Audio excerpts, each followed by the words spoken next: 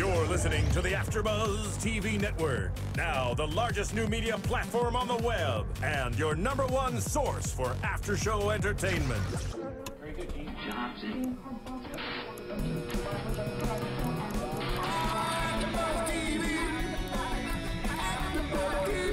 From Los Angeles, California, and Maria Menounos, and streaming live thanks to Akamai Technologies, this is AfterBuzz TV Spotlight On.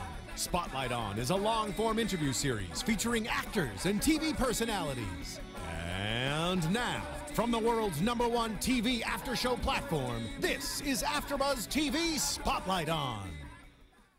If you love movies, you are definitely in the right place. How you doing? My name is Leo Quinones, and welcome to Spotlight. This is where we talk to filmmakers about what's hot in film right now, and, well, today is no exception. Let's get into it right away with a guy. He's a good friend of mine. We just hit it off in an interview, and we've been having fun ever since. If you've seen Small Soldiers, Steven, you're a big fan of Small Soldiers. I know you are. Definitely. Baby.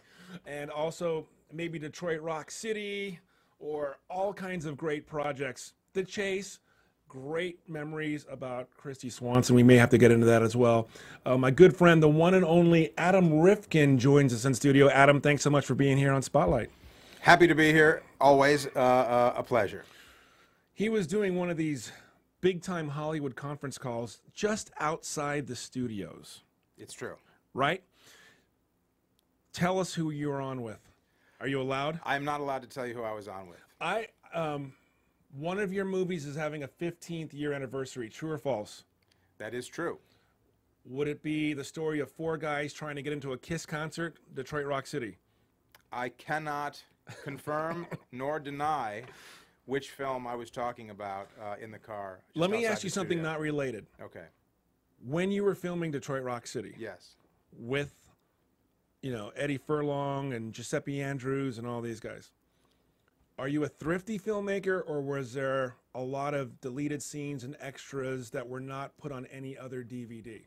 You know, it's so funny. We shot so much great stuff, and there's so much behind-the-scenes material that's never been seen. I would say that, yeah, there's tons of incredible content that nobody's ever seen that's out there. For the average Kiss fan, yeah. I'm a Kiss fan. I went to the filming in Toronto, was it? Toronto, yeah. The reproduction of Cobo Howell, Kiss 1975 in their heyday. 78. 78. Yeah. Was it Love Gun? Yeah, it was a Love Gun. Yeah, okay, yeah. It was a Love Gun tour. So I was there. You were there. Kiss did Detroit Rock City, correct? Correct. What do you remember from that day? Because it was so rushed. The day we shot the concert? Yeah. Oh, it was a blast. We had 10,000 extras. We recreated the 1978 concert. Mm-hmm. We had, we ran through the song a dozen times with 8 cameras and, you know, pyro effects and blood and smoke, and it was a crazy, crazy day, but it was one of the most memorable, one of the most fun days I've ever had as a filmmaker. And our friend from KNB Special Effects, Greg Nicotero, of course, who works on Walking Dead and so many great movies. Sure. What was his contribution to Detroit Rock City? There's a shot in Detroit Rock City that is inside Gene Simmons' throat, looking out his mouth as he sticks his giant tongue out and wags it at the crowd. And Greg Nicotero's contribution was he built the oversized mechanical prop Gene Simmons' mouth that we mounted a camera in the back of to get that POV shot looking out of his mouth, past his tongue, over his teeth, into the crowd. So, if someone was to throw this tongue at you, how big would you say it was? The tongue was about that big. The teeth, as I remember, the teeth were about, yeah, the tongue was, what is that, about 2 feet long? Yeah. The tongue was about 2 feet. Uh-huh. Each tooth was probably about 6-7 inches long. It was pretty funny. So you've been living with that tongue for 15 years. I don't have that prop anymore. I don't know what happened to that giant mouth. Oh. Whoever has that, they have the best prop from the movie. I think, if I'm not mistaken, Gino was Greg's partner who helped with that. You know, he's a big Kiss fan. He said he lathered it up with fake blood and KY jelly. Yeah, yeah. Well, one of the things we said to Greg when we were first putting the whole thing together. I said, Greg, this is not in the budget. We do not have a budget for a giant Gene Simmons mouth, but are there any Kiss fans on your staff that might be happy to be a part of the movie? And I explained to him what we needed, and he said, oh, I know just the guy, and it all worked out great. Okay. Well, if there is a DVD, which I think I'm an educated guesser is going to be, you have to break news here. Deal? Of course I will. Of course Deal. I will. And one of the actors, one of the four guys going to the throne of Kiss, played Lex, the character Lex, Giuseppe Andrews. That's right. Now, in 1999, promising career as an actor. Why did you cast him in Detroit Rock City? Giuseppe Andrews came in day one of auditions and was instantaneously cast. I mean, he just blew us away. He was cool. He exuded something that was unique and different. He captured some sort of vibe from the era that you just don't see a lot of from kids now. Something that's unexplainable, but it's just there. And I saw him. He came in. He was cast, and he was great in the film. Now, most actors retreat to their trailer. I'm not saying all of them, but some will do their bong hits or do whatever they do in between takes. Not Giuseppe Andrews. Giuseppe Andrews was different in that he was a very, very serious film lover. He loved foreign film. He was obsessed with the foreign film maestros like Fassbender and Herzog and Ingmar Bergman and Louis Buñuel and Pasolini. He's obsessed with these films and filmmakers. And we would sit between takes. The other kids would be off, horsing around, and we would just talk movies. And he confided in me that he wanted to be a director someday, right? Which of course I was very supportive of, because I think it's great when people love movies and want to be a part of making movies. That's me. I grew up loving movies, wanting to be a part of making movies, and whenever anybody who was doing it was able to help me, shepherd me, give me advice, it was always very welcome advice. The first person to sort of do something nice for me in that regard was John Hughes. Wow. When I was 16, I was an extra in 16 Candles, and you can see me in the movie. I wear these red New Wave sunglasses, and you see me all over the movie. And when I was done, I said to him, I want to be a filmmaker like you someday. Can I come back and shadow you and watch you work? He said, absolutely. I would come back every day. I followed him around. I learned from him. It was incredible. Right? Just on 16 Candles or other productions? Just on 16 Candles. Okay. So anyway, when Giuseppe said, I want to be a filmmaker too, I wanted to be as supportive as possible. And as the years went on, he actually became not only a filmmaker in his own right, but perhaps the most original, the most unique, and the most bizarre independent filmmaker I have ever seen. Wow. And so I have a feeling you're heading toward a particular topic, which is the fact that I decided to make a documentary about Giuseppe and his filmmaking technique called Giuseppe Makes a Movie, which is in the LA Film Festival right now. Ventura, mobile homes, homeless people, addicted people, people on the fringe. That's his world, right? That's right. And that's right. How would you explain that? How does he make it work? Here's the thing. Giuseppe is a very unique and creative individual. He doesn't want money. He doesn't care about money. He just is obsessed with creating. He's an artist. His art comes in the form of music. He's a great musician, singer, songwriter. He's a great writer. He writes books of poetry. He writes books of prose. He's a painter.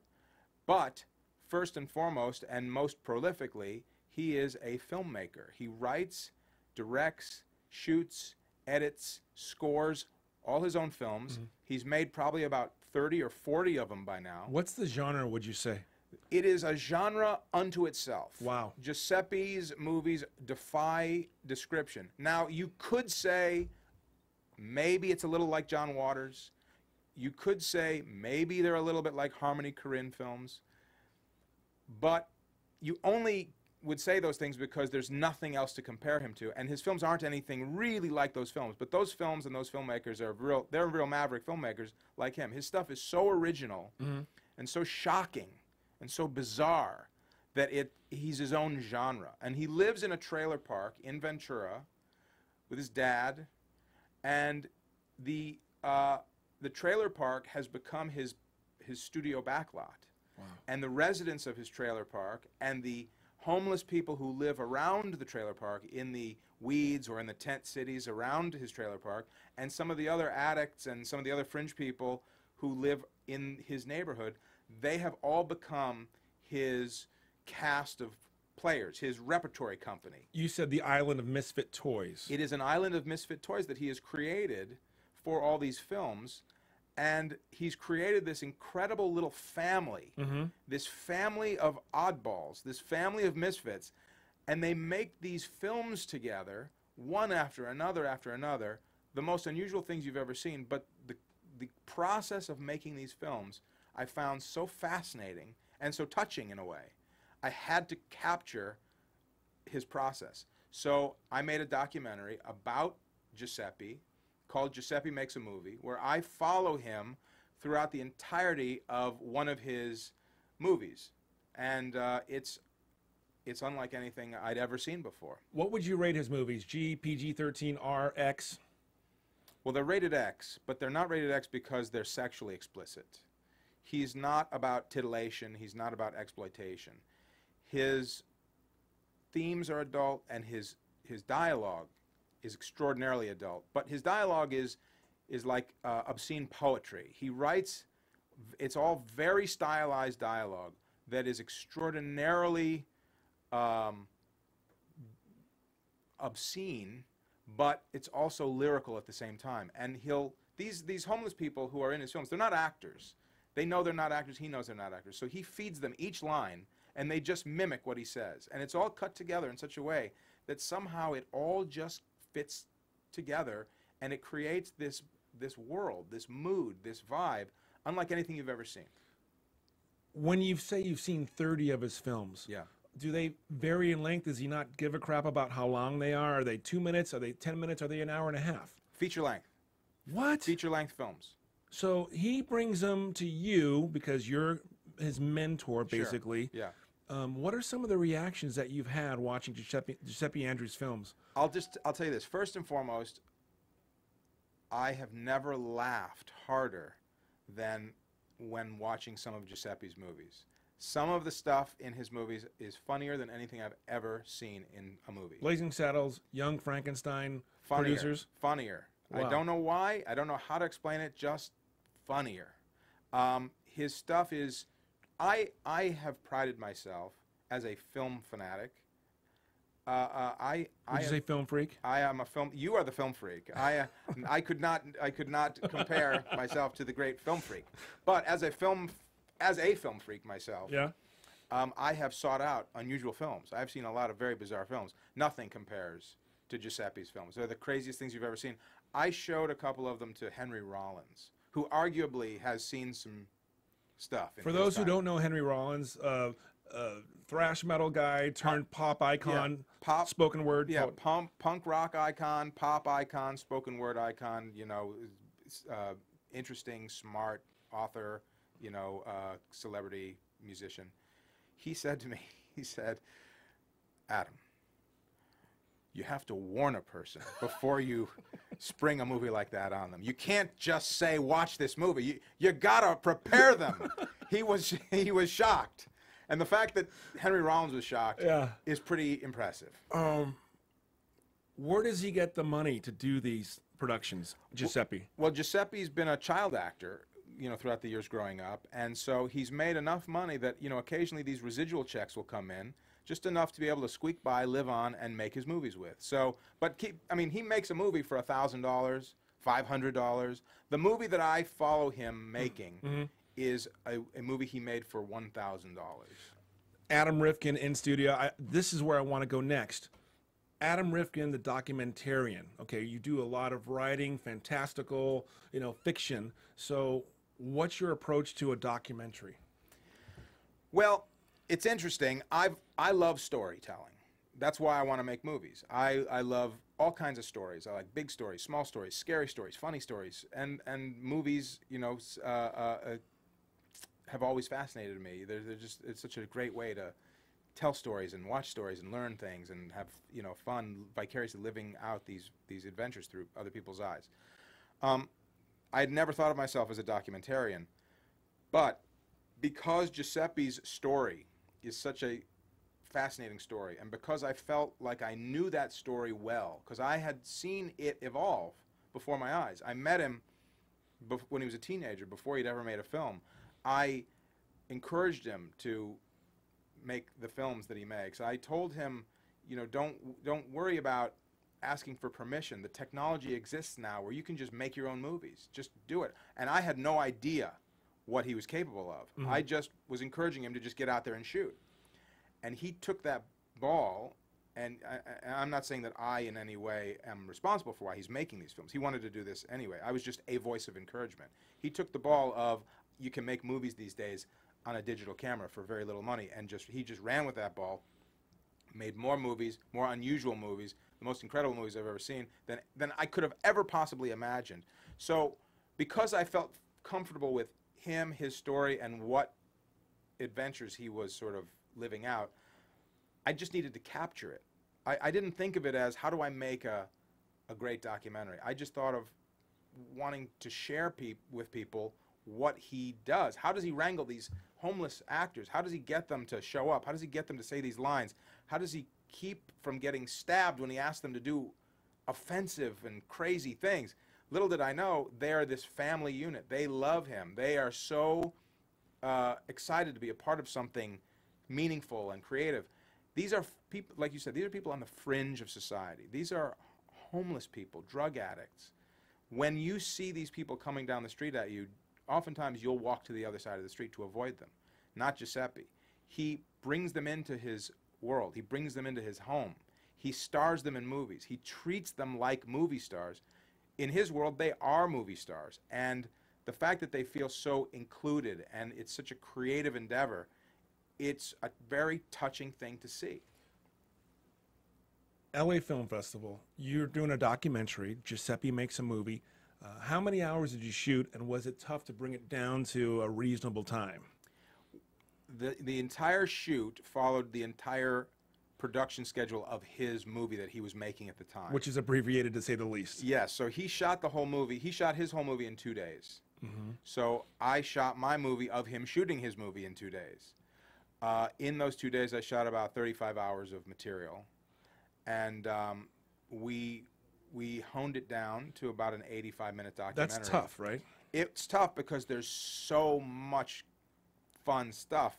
I mean, What got cut out? What got cut out of Giuseppe Makes a Movie that you can just tell us about right here, right now? Well, I'll tell you this. The stuff that got cut out was mostly the sausage making. You know, the actual nuts and bolts of shooting the particular shots, doing another take, things like that. A lot of that stuff got cut out because once you got a vibe for how he worked, you get it. What didn't get cut out were the personalities. The people that he works with, the homeless actors that he brings into his films. Their stories and where they come from and what it means to them to be a part of these films, that's all in there, and it's all very touching and interesting. Because when you see a homeless person picking trash out of a garbage can, you don't necessarily know that person's voice. You don't know where they came from. You don't know what their feelings are or what their hopes are. Giuseppe brings all this amazing stuff out of these people, and it's really fascinating to hear what they have to say about it. So I would think you interviewing these actors would bring emotion. Did it bring emotion? And secondly, does the emotion come out in Giuseppe's movies at all, because they're in front of the camera and they're acting? The emotions do not come out in his movies. His movies are bizarro circus, fun, wild, crazy rides. Do they make sense? Oh yeah, they have stories. They're very creative and very unusual. Okay. But they make sense. They're not arty, esoteric. They have plots, they have subplots, they have character development, they have an arc from beginning to middle to end. I love that. As nutty as they are, they make sense. When you were doing the interviews, when I was interviewing them about what it's like to work with Giuseppe, it was emotional for them because they were talking about being included in something that they otherwise never would be included in if it wasn't for Giuseppe. To get to be in movies, to get to be creative, to get to be a part of something, you know, unusual like this is very rare. And so they were touched to be a part of it. So not only is it a casting couch, but they can sleep on it too? That's right. That's a cheap shot. I swear. Giuseppe, don't kill me. So it comes in at 85 minutes. Giuseppe makes a movie. Yeah. Where do we find out more about it? Well, it's playing at the LA Film Festival. So please check it out. There's a couple screenings of it. I'd love for people to come down to LA Live and see it. Also, too, it's going to be theatrically released this fall through Cinelicious Picks. So there's a website, GiuseppeMakesAMovie.com is what I think the address is. Giuseppe, you have to look up the spelling. It's a little... Yeah. Okay. But if you go online, you'll see, I mean, there's info about the movie online. There's info about the LA Film Festival screenings online. Not rated? It is not rated. And What do you expect it'll be? Because it's a documentary, so what do you think? Well, the language is pretty salty. So it's at least R. But I would say if it were rated, it might very well get NC-17. So we're going unrated. Do we hear your voice asking the questions? Very, very infrequently. It's really just, it's very verite. It's very much, I am a fly on the wall watching these people work and watching what unfolds. 30 movies of Giuseppe Andrews. What are 3, 2, 1, 3, 2, 1, 1 being the most outrageous stunts, scenes, occurrences, magic moments that you've seen in his films? Well, I'll start with the one that we capture him making, which is called Garbanzo Gas. Okay?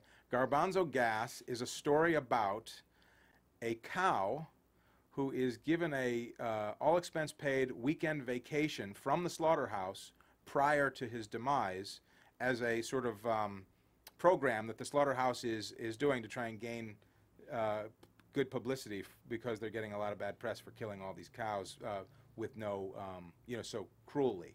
So this cow gets an all-expense-paid vacation. One of the homeless guys is dressed in a cow suit.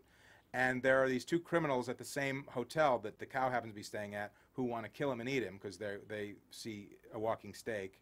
Meanwhile, there's a senior citizen serial killer on the loose who's killing people with an orthopedic shoe. It gets a little nutty. I'm not going to lie to you. It gets a little nutty. He's done other movies that are... Was it really hard for you to shoot this, being a strict vegetarian? No, because it's very much a movie that I think PETA would approve. It's a movie that very much is a sort of an anti-meat themed film. Whether he meant it that way or not, I'm not entirely sure. But Garbanzo, is that the name of the cow? No, he named it Garbanzo Gas, and this is in the documentary because he ate a can of garbanzo beans and he farted, and he thought, Garbanzo Gas, that should be the name of my new film. Who hasn't seen that scenario play out ever? I mean, Yeah. That's when genius strikes you from below the belt, you have to go with it. Yeah, it's That's true. why I always say that. It's true. There's one film he made called Actor, where one of the characters, played by Miles Dougal, who was also in Detroit Rock City, masturbates his tongue and ejaculates out of his ears. That's a trick he had acquired. And I've seen that. Yeah, it's done. And I guess they used vanilla pudding for the ejaculant. Okay. Yeah, he didn't actually do it. They faked it. It was movie magic. Down and dirty special effects. Yeah. And what was your reaction to that scene? I laughed. It was funny. It was funny when you see. I mean, maybe you had to see it to understand the humor in it. But it's a funny movie. There are so many but Giuseppe has a website, GiuseppeAndrews.net. All his films are available on the website. All his music, all his books, all his art. And if you're in any way intrigued and you're not in LA at the moment and you can't come to see the documentary, I'd go onto his website and I'd check out Garbanzo Gas first. It's on there, and then just start going through his other films. They're outrageous. Wow. Did he trail you on Detroit Rock City? Oh yeah, he was always there, you know, wanting to talk film while we were setting up shots and stuff. So he would hang around me a lot, and we would talk about movies. Yeah, and a special shout out to Lynn Shay, our friend Lynn Shay, who's also in Detroit Rock City. She played the mother who opened the movie, one of the greatest movie opens ever, and then she burned those Kiss tickets, and I go, God, those look like real Kiss tickets. They were not. We made them. They were absolutely incredible. All right, lots going on with Adam Rifkin. Let's move on to not what you're working on now, but to the future. Let's do. It's a very sweet subject. There's a confection that comes out, I think it's once a year. It's they're called Peeps. Peeps. I know producer Steven, every year here at AfterBuzz, he has a whole stack of them, you know, for everyone to eat. So what's going on with Peeps? Well, as you may know, I've been very lucky in that I've managed to be able to have a two-tiered career. I get to make independent films where I get to explore some slightly more experimental subject matter, most recently being Giuseppe Makes a Movie. And Look. And Reality Show, and some movies like that.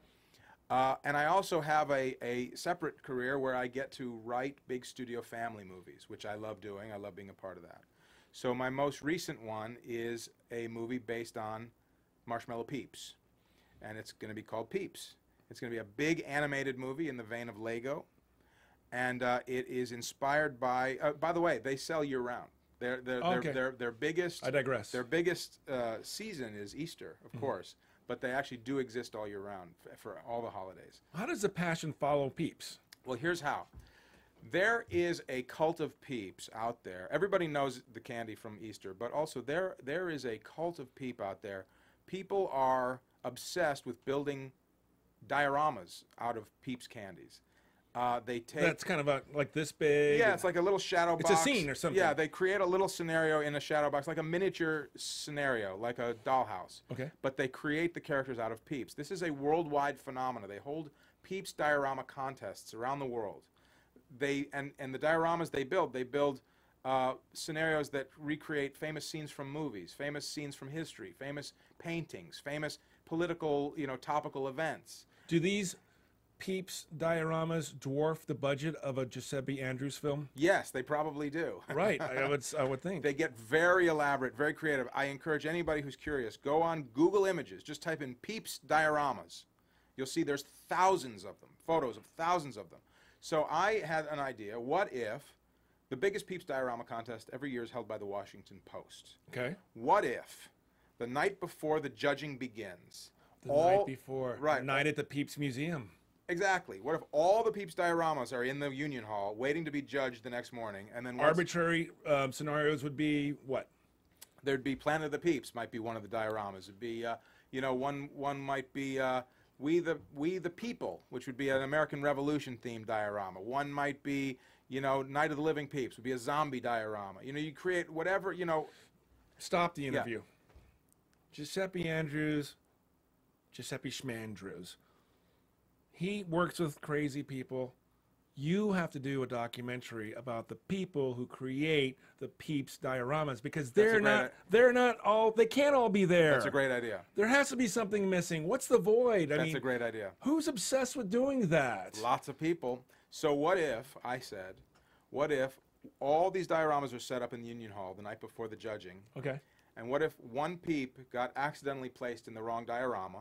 And once all the humans are gone and all the dioramas come to life, what if he has to go on this odyssey, this adventure, this journey from diorama to diorama to diorama to get back to his own diorama and get home before the morning? So he'll go on these big adventures. Through one of them will be a big science fiction themed, do androids dream of electric Peeps, with all these robo Peeps chasing him. And one would be like a Buffalo Bill, Wild West Peeps diorama. Not Silence of the Lambs. No, not that Buffalo Bill. So anyway, he's wearing a woman's skin suit. This Peep is not right. He puts the Peep in the basket. Anyway, so that's what the basic vibe is of Peeps. And you have to talk in the scope of years now. It's 2014. I would say a good animated studio film, we might not see it to 2019. It is distinctly possible. We're just now getting started on the script, so it's going to be a lengthy process, but it's going to be a big, fun family movie. Nia Peoples, any chance of her? Justin Pieper may very well do contribute a Just song. do this all day long. All right, so that's a cool scoop on Peeps. So what's really another fascinating gear that you're getting into now is you've fused with Penn Jillette. Yes. Now, he's extraordinary original with Penn Jillette. Yes. I find this to be a very original, new, fresh thing that you're doing. Take it from there, Adam.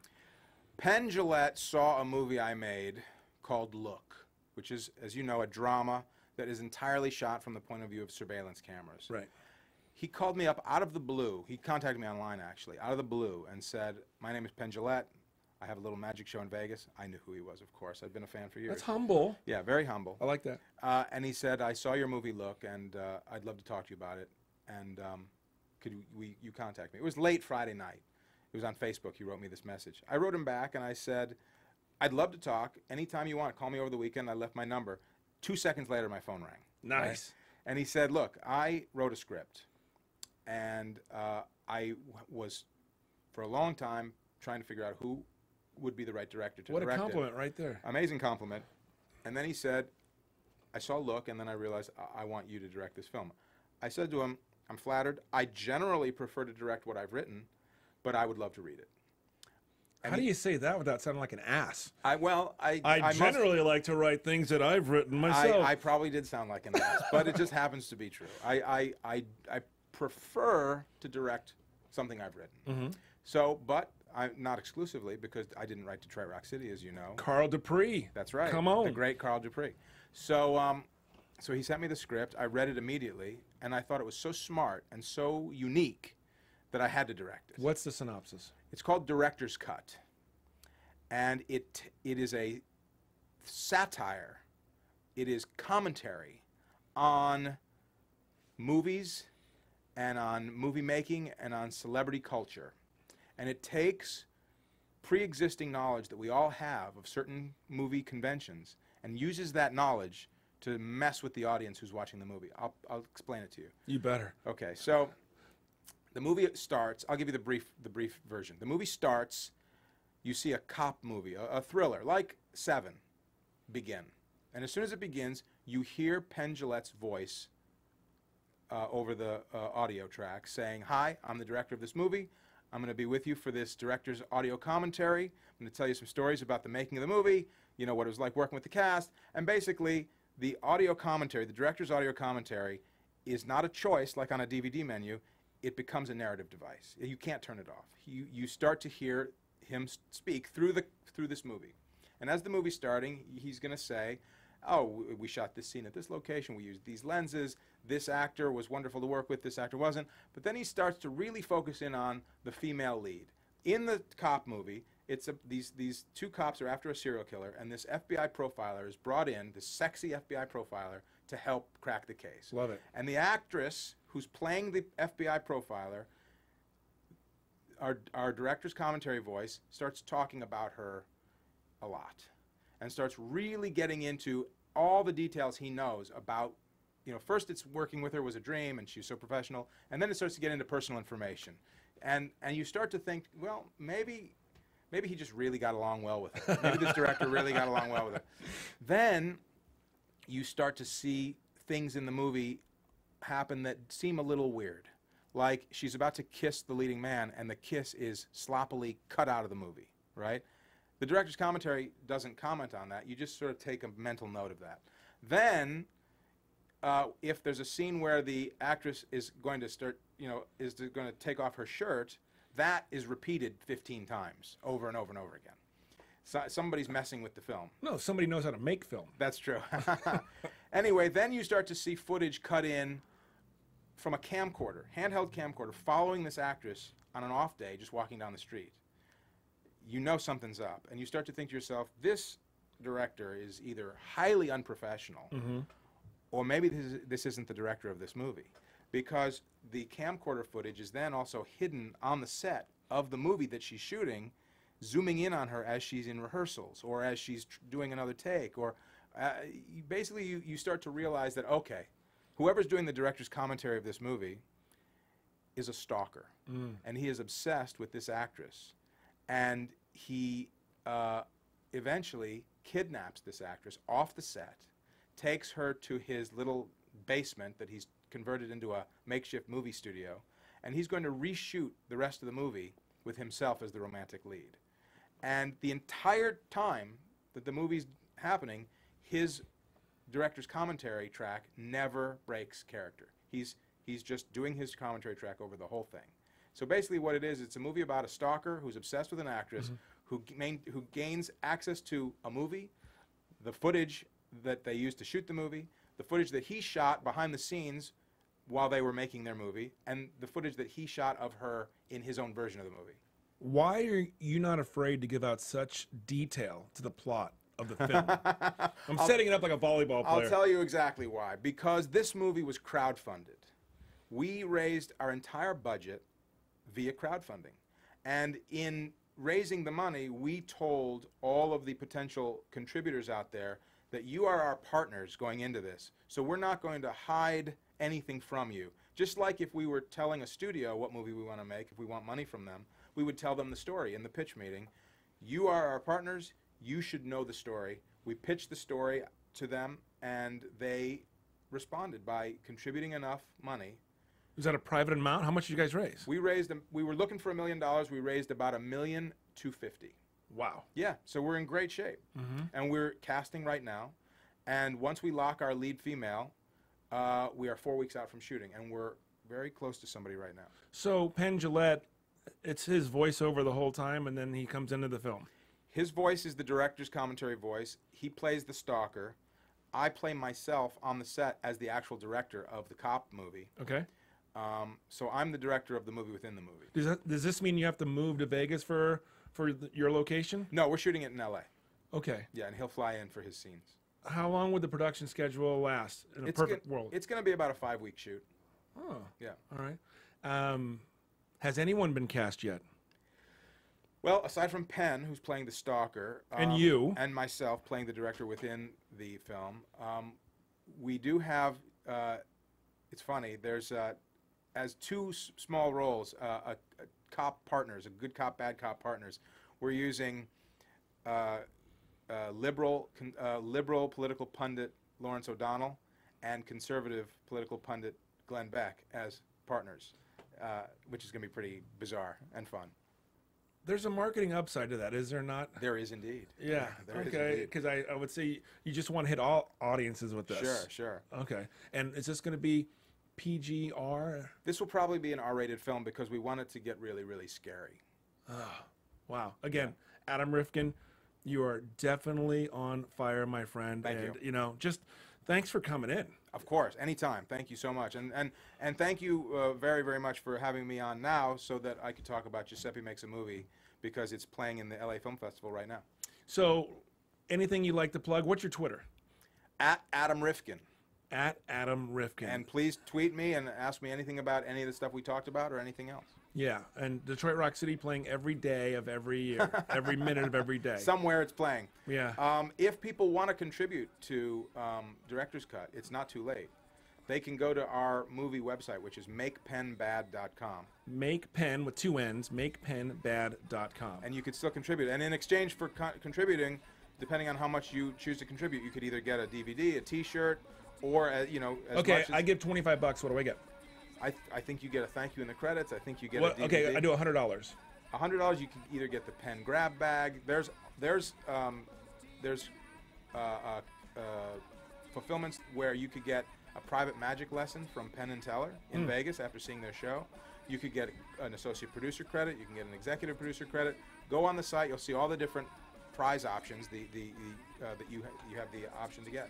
It's Make Pen Bad, pen with 2 words. So again, thank you so much for checking out our interview with the amazing Adam Rifkin. You got to come back. Anytime. All right. And you can find me at movieinterview.com. My Twitter is 2 words. It's at movieinterview. Producer Steve, thank you very much. Adam, one more time. You're my peeps. Thank you very much. We'll see you next time on Spotlight. From executive producers Maria Menounos, Kevin Undergaro, Phil Svitek, and the entire AfterBuzz TV staff, we would like to thank you for listening to the AfterBuzz TV network. To watch or listen to other after shows and post comments or questions, be sure to visit AfterBuzzTV.com. I'm Sir Richard Wentworth, and this has been a presentation of AfterBuzz TV. The views expressed herein are those of the hosts only and do not necessarily reflect the views of AfterBuzz TV or its owners or principals.